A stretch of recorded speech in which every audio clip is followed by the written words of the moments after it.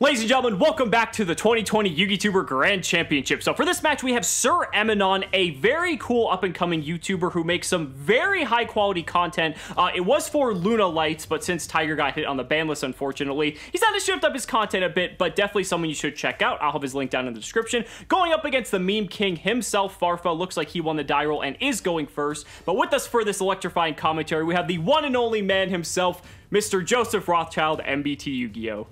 Hey, what's up everybody? Very happy to see Sir Emanon in this game. This is the individual I co-commentate the Reddit Championship series with, as well as Farfa, who I gotta tell you, Alex, it is really magnanimous of you to extend invitations to Twitch.com only streamers. Farfa, someday we'll start a YouTube channel, but not for a while, I don't think.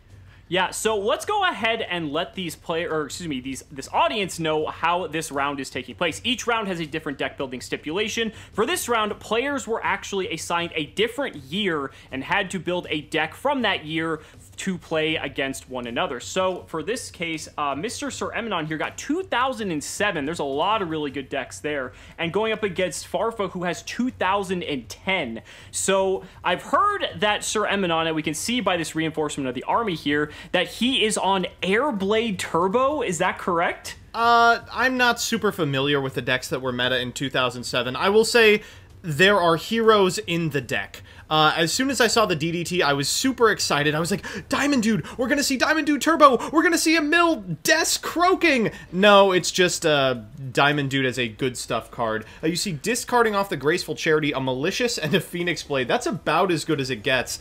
Summoning a Malicious from deck afterwards, and then likely normal summoning the Diamond Dude. If Sir Emanon is on Airblade, though, Airblade is actually considered to be one of, like, the true Tier 0 formats of its time. It was very short-lived, if it was, like, even if you want to consider it even a week, for that matter. But Stratos just being not a hard once per turn, able to search itself. Like, the card is just, like, so powerful. Being able to pop back row as well. We see a reasoning hit here. Farfa missing, calling it 8. Unfortunately, hitting that second Malicious. That's not what you want to see. But here comes the Diamond Dude now. Diamond Dude was pretty much the focal point of an entire deck of its own right. Diamond Dude Turbo. We're going to see, unfortunately, hits Jinzo, so isn't going to be getting any value there. Oh my god, is it Perfect Circle? Maybe it is Perfect Circle. Maybe it's not even Airblade, but... Oh my gosh. The throwbacks, right? Yeah. So obviously you don't want to see a second Destiny Hero Malicious. Malicious's power lies in the fact that it's free material for so many different options. Can't overlay for Beatrice back in 2007 and start binning cards, so it looks like it's just going to be a pass here. And the Treeborn Frog should clue you into what Farfa's up to. Well, to be fair, Treeborn Frog was used in a myriad of other different decks, such as Monarch and, you know, the like. But now we see Substitute, and yeah, this gives it away. Yeah, this should definitely give the entire strategy away. So, ladies and gentlemen, we are probably going to be seeing what is infamously known as the Frog FTK. So, absolutely correct. Farfa says, this is a lesson in why once per turns are important. Substitute does not have a once per turn on it, soft or hard, and as a result, it's able to tribute and then subsequently tribute for a different frog, probably about 30,000 times over the course of the turn. You can see that Farfa is really deep on the pool of playable, in quotations of course, frogs. Beel's Frog, Des Frog, Flip-Flop Frog. We saw a Unifrog. You were playing anything with the frog name, and a couple of frogs that don't even have the name and feature in later portions of the combo as well. Going into Dupe Frog, unfortunately, does miss timing off of the send of Substitute, otherwise it'd be even more oppressive. Oh boy. To be fair, I mean, Dupe Frog misses timing for literally everything in the game, so... They could reprint Dupe Frog as a vanilla, and it would be functionally the same card. They could reprint Dupe Frog with PSCT, and it would still miss timing. Or so even as an if effect. The Swap Frog part of the engine now. This is the last portion, and of course Swap Frog when summoned can bin a frog from the deck. Ronin Totem Ascend, using its effect to special summon itself. Fun fact, this effect, to add it back to the hand and then special summon it again, used to have specific lighter conditions as well. I believe that is every frog in the deck? We're pretty close, if not. I mean, we basically see almost 3 of everything at this point. We see Nadir just going through the motions here, and we're just waiting to see the final piece of the puzzle here, and there it is, the Mass Driver. If any of you have ever wondered why Mass Driver is on the ban list, that is why. We're actually not even going to get to see the final part of the FTK there, but that's basically the reason why. Sir Emanon has seen the writing on the wall, and we are going to be going to a game number 2. Okay, so when Mass Driver's on the field, you can tribute monsters to do 400 damage to your opponent. Ronin Totem can be specialed from the graveyard by banishing frog monsters, so if you do that enough times, you can easily assemble lethal. This second game, oh boy, Sir Emanon gets to go first, but better find a mystical space typhoon or some form of disruption to stop the Substitute activation. Okay, so Reasoning gonna resolve. Hits a lot of spells. There's a Banisher of the Radiance. To be fair, that's not too bad here because anything that is sent to the graveyard while Banishers face up is banished, effectively a walking Macrocosmos. And if Nadir isn't able to remove this, then he can't really FTK because he's not gonna have the resources to be able to get that Ronin Totem back to the field infinitely. So that might just be enough, and Emanon's gonna pass on that. Well, it's going to have to be enough. No backup. I don't think there's any hand traps that are worth playing in 2007. Maybe DD Crow would be relevant if it existed.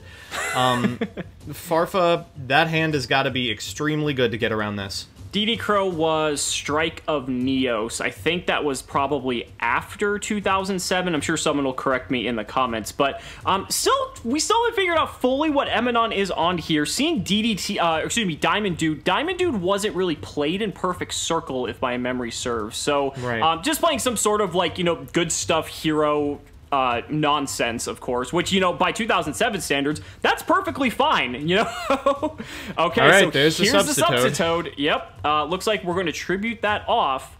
Whoa. And let's see, going to go into Death Frog to hit over the Banisher because Death Frog just happens to be 1900. No! And oh no, the 1-for-1. Does he have the Mass Driver too? He has to. I mean, going for the Substitute now, we can go ahead and send the Dupe Frog, the Treeborn Frog, the Unifrog, the Death Frog, the Poison Draw Frog, the Beals Frog, and any flavor of frog you so desire. This time not making us suffer through the indignity of watching every single one summoned and then sent to the graveyard, just spinning the whole deck in the process. You have to have drawn Mass Driver to win from this position, however. Yes, that is what is required here. For people who don't know, Frog FTK actually has one of the highest success rates out of like any FTK in the game. They play pretty much a ton of cards just to ensure that they can get not only to Substitute, but also to the Mass Driver as well. So there was a reason why this deck was very short-lived in this game's history, and you are witnessing that firsthand. Yeah. Thank goodness that we don't have to contend with Substitute anymore. I am happy that the Frog engine has found new life in recent years with the printing of Totally Awesome. These were fan-favorite cards. Unfortunately, they were used in service of some extremely unfun game states. Yeah, absolutely. So now we're seeing finally Swap Frog hit the field. We're going to dump the Ronin Totem.